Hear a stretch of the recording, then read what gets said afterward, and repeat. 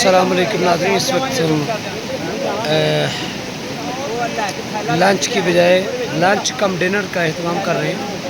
तो आज हमने सोचा कि पकौड़े बनाते हैं और पकौड़े बना के दोस्तों को जो है एंजॉय करवाते हैं।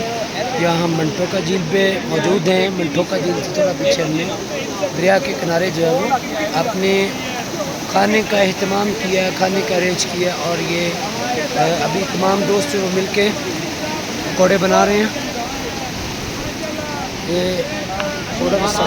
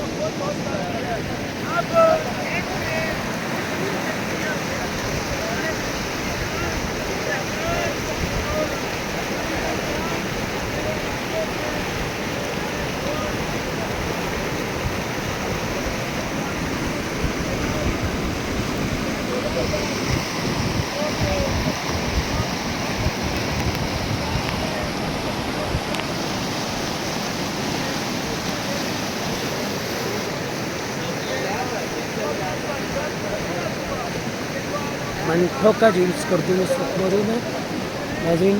और ये आपको खूबसूरत मनाजर मंटो का झील के दिखा रहे हैं। मंटो का वाटरफॉल से हम क्या है वहाँ से वापसी पे और हम यहाँ पर मौजूद हैं।